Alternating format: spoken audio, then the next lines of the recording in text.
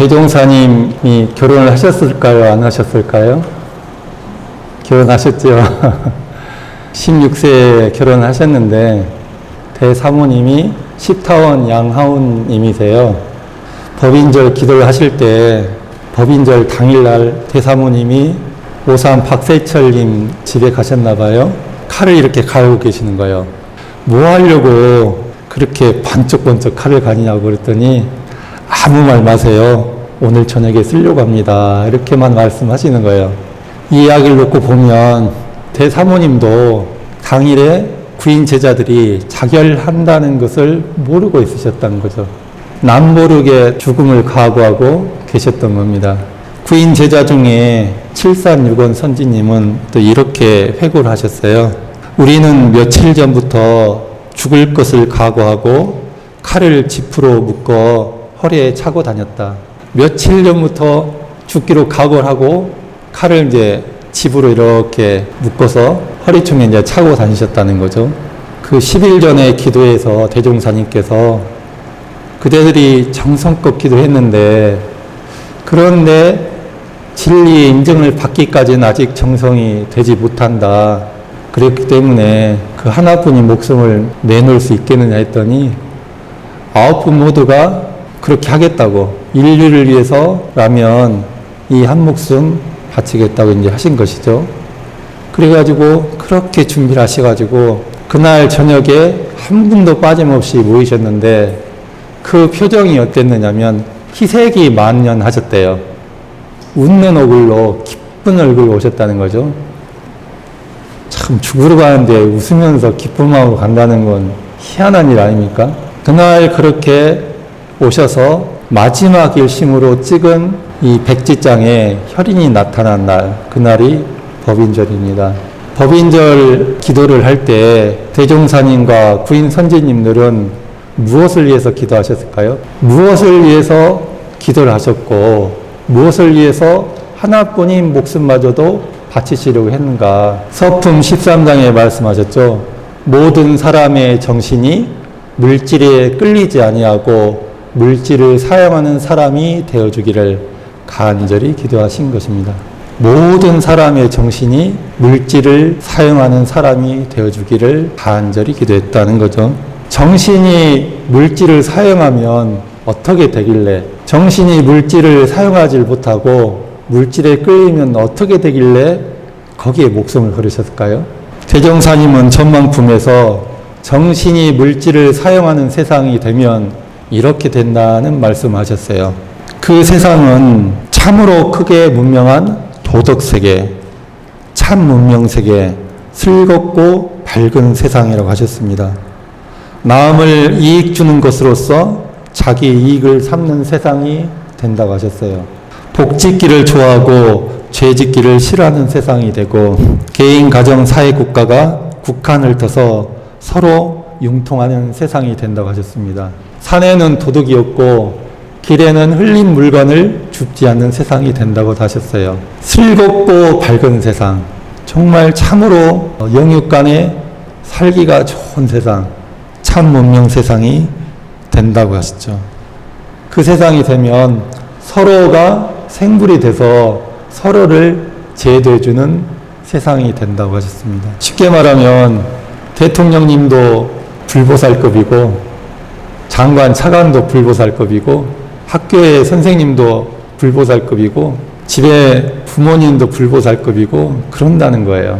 그런 세상이 되면 어떨까요? 그런데 반대로 정신이 물질에 끌려서 살게 되면 나의 삶은 어떻게 되고 이 세상은 어떻게 될까요? 개교의 동계에서 말씀하시기를 그 생활에 어찌 파란 고해가 없으리요 라고 하셨어요. 개인도 정신이 물질을 사용하는 게 아니라 물질에 끌려서 욕심의 노예가 돼서 살게 되면 어떻게 되느냐. 그 생활에 파란 고해가 있게 된다는 거죠. 교도님들 지금 정신이 물질을 사용하고 계십니까? 정신이 물질을 사용하는 삶입니까? 아니면 물질에 끌려서 사는 삶입니까? 만약에요, 정신이 물질을 사용하는 삶으로 살고 있다. 그런 날이 많다. 그러면 낙원으로 인도가 될 것이고 반대로 정신을 잃어버리고 물질에 끌려서 살아요. 그러면 나의 삶은 그 생활에 어찌 파란 고해가 없으리요. 이렇게 되는 것이죠. 물질이 개벽되니 정신을 개벽하자. 개교의 동기에서 정신의 세력을 확장하고 물질의 세력을 항복받아 파란 고해의 일체 생명을 광대무량한 낙원으로 인도하려함이 그 동기니라고. 법인절 기도할 때도 뭐라고 하셨어요? 모든 사람의 정신이 물질을 사용하는 사람이 되어주기를 간곡히 기도하셨죠. 일관되게 말씀하시는 것은 뭡니까? 정신이 물질을 사용하는 세상을 만들고 정신이 물질을 사용하는 사람이 되자는 그 말씀을 하신 거죠. 그런 사람, 그런 세상을 만들기 위해서 원불교를 만드신 것이고 그 모든 저축조합, 방언공사, 법인기도 그 이후에 모든 제자들 모시고 교당을 만드시고 기관을 만드시고 교서를 만드시고 그러셨던 모든 그 내용의 목적이 뭐냐. 정신이 물질을 사용하는 세상, 정신이 물질을 사용하는 사람이 되게 하기 위한 작업이셨던 겁니다. 우리 교법은 정전에 다 담겨 있잖아요. 100페이지가 안 되는 심플한 경전이죠. 정전의 내용에서 또 핵심을 말하자면 이론상, 사은, 사요, 사막 8조, 그리고 훈련법, 법의 등급. 저는 이게 이제 핵심이라고 보거든요. 이 핵심 교법 말고도 모든 말씀이 결국 무엇을 하기 위한 교법이고 말씀이냐. 정신이 물질을 사용하는 세상, 정신이 물질을 사용하는 사람을 만들기 위한 가르침이고 교법이고 말씀인 것이죠. 그러니까 우리가요, 늘 자신에게 물어야 하는 게 있어요. 나는 지금 정신이 물질을 사용하고 있는가? 아니면 정신을 잃고 물질에 끌려서 살고 있는가? 지금 이 순간은 어떻습니까? 정신이 제 말씀을 듣고 있습니까? 아니면 물질에 끌려서 제 말을 듣고 있습니까? 정신으로 듣고 계시죠? 늘 이렇게 물어봐야 돼요.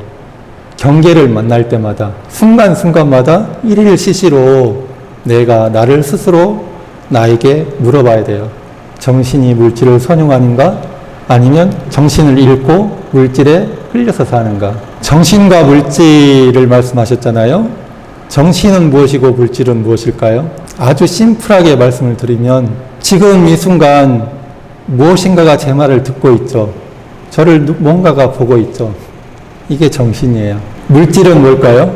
교문이나 하고 알아차리고 있는 이것이 만나는 모든 게 다 물질이라고 생각하시면 돼요. 이것은 물질이에요, 아니에요? 물질이에요. 이 공간은 물질이에요, 아니에요? 물질이에요. 요거 있잖아요, 요거. 이거 물질이에요, 아니에요? 물질이에요. 내 생각은 물질이 아니에요?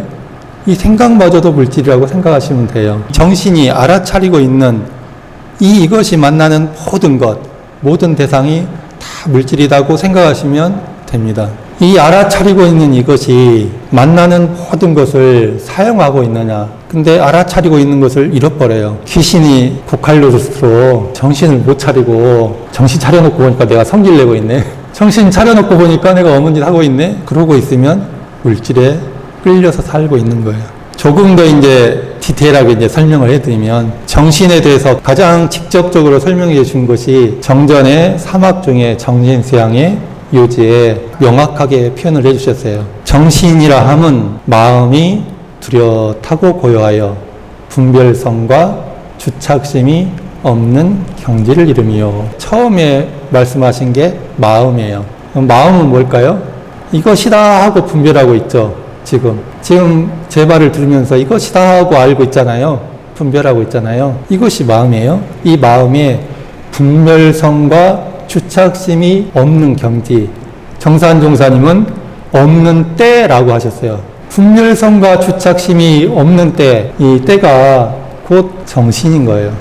분별성과 주착심은 뭐냐? 정산 종사님이 분별성은 예쁘다, 밉다, 예쁘고 밉고 하는 생각이 잠시 일어나는 것이 분별성이에요. 정신은 온전한 것인데 이쁘다, 밉다 하는 것이 잠깐 일어나요.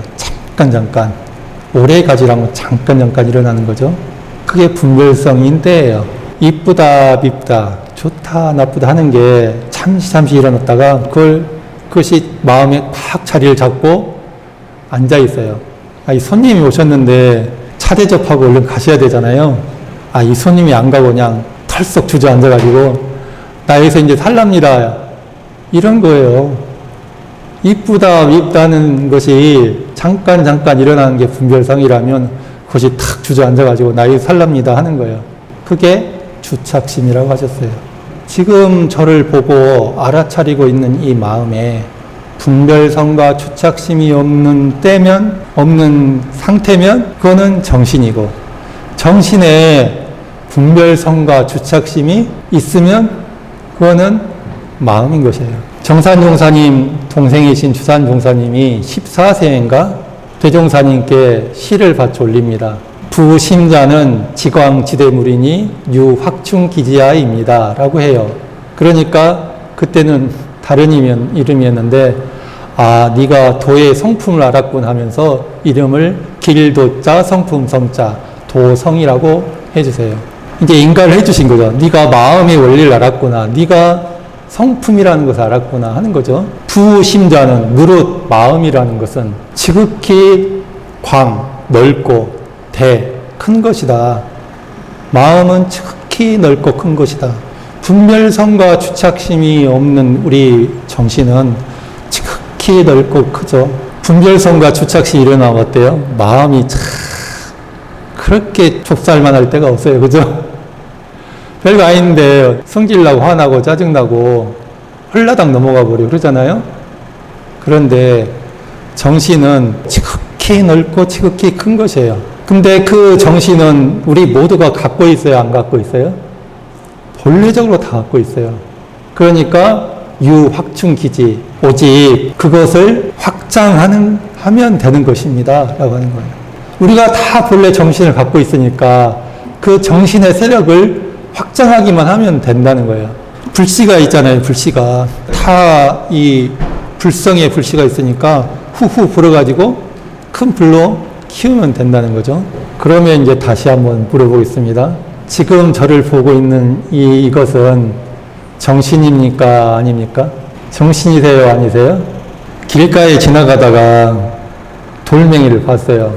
그 돌멩이를 이내 씨가 길가 우연히 가다가 돌멩이를 봤어요. 이내 씨 그럴 때 그 돌멩이를 보고 이쁘다 밉다 합니까? 안 합니까? 일반적으로는 이거네 하고 그냥 가죠. 그거 보고 이쁘다 밉다 괴롭다 즐겁다 하진 않잖아요. 그러면 그때는 정신이 아니에요? 가만히 지금 이 순간 제 말을 아무 생각 없이 듣고 있어요. 교무님이 잘생겨서 기분이 좋다. 키가 크셔가지고 기분이 상한다. 그럽니까? 안 그러고 있죠. 그러면 정신이에요. 그런데 이쁘다 밉다 좋다 나쁘다 이래야 된다 저래야 된다 가지가지의 착심을 채워가지고 보게 되면 그때는 센서가 작용을 해요. 심장이 벌렁거리고 맥박이 뛰고 얼굴이 빨개지고 뚜껑이 열리고 요란해지잖아요. 그 요란해진 것이 뭐냐, 내가 정신을 잃고 있는 반증이에요. 분별성 주착심에 떨어져 있는 반증이 내가 요란해져 있을 때예요. 이 정신을 이론상의 진리절에서는 두 가지의 단어로 또 표현을 해주세요. 공적영지의 광명, 진공묘의 조화 이렇게 설명을 해주세요. 정신의 상태가 그렇다는 거예요. 정신은 공적영지의 광명이에요. 그리고 진공묘의 조화예요. 공적이나 진공이나 빌공자가 들어가 있죠. 텅 비어 있어요. 뭐가 텅 비어 있을까요? 분별성과 주착심이 비어 있다는 거예요. 분별성과 주착심이 없이 텅 빈 마음으로 텅 빈 상태에서 신기하게 안다는 거예요. 알긴 아는데 교문이네 하고 알잖아요. 이렇게 아는데 분별성 주착심이 없이 아는 것이 공적영지예요. 그런데 교문인지를 아는데 이쁘네 밉네 맞네 틀리네 기분 좋네 나쁘네 이러고 있잖아요. 그러면은 텅 빈 상태에서 아는 게 아닌 거예요. 공적영지가 아닌 거예요. 텅 빈 가운데 신령하게 아는 거. 저는 이제 신기하게 아는 것 이렇게 말합니다. 신기하게 아는 것. 그 텅 빈 가운데 묘하게 있는 것. 있긴 있는데 묘하게 있어서 가진 조화를 부리는 그게 우리의 정신이라는 거죠. 정신을 또 다른 데서는 또 어떻게 표현을 하셨느냐. 상시운용 주의사항에서는 온전한 생각이라고 또 표현해 주셨어요. 대종사님이 개교를 하신 이유는 정신이 물질을 사용하는 세상이 되게 하기 위해서, 정신이 물질을 사용하는 사람이 되게 하기 위해서, 그렇게 인도하기 위해서 원불교를 만드셨다고 하셨죠. 그러기 위해서 모든 교법을 또 만드셨다고 하셨죠. 사막으로만 한정해서 말씀을 드리면 정신수양 사리연구 작업지사가 있죠. 정신수양은 뭘 하자는 곳이냐면 이 온전한 정신을 기르고 확장하자는 거예요. 아까 유확충기지하라고 그랬잖아요. 우리가 온전한 정신을 다 가지고 있어요. 그러니까 이 온전한 정신을 기르자는 것이 정신수양의 공부예요. 사리연구는 뭘까요? 사리연구는 이 온전한 정신으로 사리를 연구해서 그 일을 당했을 때 시비애를 밝게 분석하고 빠르게 판단하자는 공부예요. 이 정신을 가지고 사리를 연구해야 되는 겁니다. 작업지사는 뭐예요? 작업이 뭐죠? 업을 짓는 거잖아요. 업은 선업도 있고 악업도 있죠. 선업을 지으면 우리가 나중에 선과를 받게 되고, 악업을 지으면 악과를 받게 돼요. 선업을 지으면 저처럼 이렇게 잘생겨지는 겁니다. 그런데 지금 이 순간 우리가 뭘 하고 있어요? 가만히 존재하도 눈만 깜빡거리고 있어도, 생각만 하고 있어도 뭘 하고 있어요? 작업을 하고 있어요. 근데 작업을 하는데 두 종류의 작업이 있는 거예요. 하나는 어떤 작업이에요? 정신을 차려서 정신으로 작업을 하는 게 있고, 또 하나는 정신을 잃고 업에 끌려서 작업하는 게 있어요. 작업을 취사하자고 하셨잖아요. 누구나 골라서 살잖아요. 남편도 고르고 물건도 고르고 이리 갈까 저리 갈까 고르고 오늘 뭐 해 먹을까 고르잖아요. 누구나 작업을 취사하는데 온전한 정신으로 무엇이 이롭고 무엇이 해롭고 무엇이 선이고 무엇이 악인지를 밝게 분석해서 빠르게 판단해서 선은 취하고 악은 버리자는 것이 작업취사의 공부예요. 그러니까 정신수양도 사리연구도 작업취사도 기본이 뭐예요? 정신이에요. 정신. 이 정신을 대종사님이 원불교를 만들 때 정신을 사용하는 사람, 정신을 사용하는 세상이 되게 하기 위해서 원불교를 만드셨고 교법을 만드셨다고 했는데, 그러니까 사막이 어때요? 정신을 기르고 정신으로 사리를 연구하고 정신으로 작업을 취사하고, 그러기 위해서 이 사막을 제정해 주신 거죠. 이 사막을 대종사님께서 구체적으로 단련하게 하는, 훈련하게 하는 방법으로 교당내양시 주의사항 6조와 상시응용 주의사항 6조를 만들으셨죠. 12가지의 방법론으로 사막을 훈련하게 해주신 거예요. 그런데 그 12가지 조목의 가장 핵심이 되고, 이 12가지 조목이 결국에 하자고 하는 것이 무엇이냐? 온전한 생각으로 취사하자는 거예요. 우리의 모든 교법, 모든 내용은 결국 온전한 생각으로 취사를 잘 하자는 거예요. 그럼 온전한 생각은 또 뭐냐? 그게 바로 정신으로 생각하는 거예요. 지금 이 순간 이 생각이 온전하십니까? 온전치 않으십니까? 내가 정신으로 생각하면 온전한 생각이고요. 정신이 안 잃고 생각하면 온전치 못한 생각이에요. 다르게 말씀을 드리면 분별성과 주착심이 없이 하는 생각은 온전한 생각이고, 분별성과 주착심을 가지고 하는 생각은 온전치 못한 생각이에요. 그 온전한 생각으로 선이냐 악이냐, 이롭냐 해롭냐, 정의냐 불의냐를 다 판단해서 정의는 하고 불의는 하지 않는 게 온전한 생각으로 취사하는 것이에요. 이렇게 사막을 훈련하기 위한 구체적인 내용으로 교당량시 주의사항, 상식형 주의사항을 내주시고, 거기에 핵심이 온전한 생각으로 취사하기를 주의할 것이라고 했잖아요. 이거 하나 잘하자고 하는 거예요. 결국에는 대종사님이 또 이걸 잘하게 하기 위해 다른 또 안전장치를 또 하나 만드세요. 그게 뭔지 아십니까? 그게 유문형 공부예요. 우리가 그 유문형 공부를 훈련하기 위해서 신발 벗을 때 가지런히 놨느냐 안 놨느냐 이걸 챙기잖아요. 그것도 유문형 조항을 넣죠. 성질을 냈는지 안 냈는지 그것도 유문으로 챙기죠. 가지가지 종목으로 유문형 공부를 시키는데, 그거는 최종적인 유문형 공부를 단련하기 위한 과정이고, 최종적인 유문형 공부는 뭐냐? 이 온전한 생각을 챙기면 유념, 옷 챙기면 무념이에요. 정산종사님은 경의편 22장에서 유무념에 대해서 이렇게 말씀해 주세요. 착심 없는 곳에 신령하게 알고 바르게 행함이 유념이니 이는 생각 없는 가운데 대중 있는 마음이요 착심 있는 곳에 미혹되어 망령되이 행함이 무념이니 이는 생각 있는 가운데 대중이 없는 마음이니라. 단어와 또 문장이 조금 다르잖아요. 근데 말은 달라도 내용은 같아요. 착심 없는 곳에 분별성 주착심이라고 했잖아요. 착심이라는 단어 안에 분별성 주착심을 싹 몰아가지고 착심 없는 이렇게 말씀하신 거예요. 쉽게 말하면 분별성 주착심이 없는 가운데 착심 없는 가운데 신령하게 아는 것.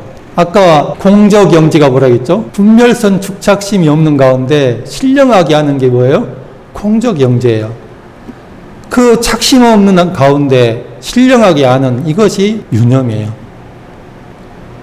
그 유념이 다른 말로 뭐죠? 정신이고 공적영지고 진공묘예요. 다른 말로 또 표현하면 온전한 생각이라고 할 수 있고 온전한 것이에요. 그 온전한 생각, 정신을 챙겼으면 유념, 못 챙겼으면 무념.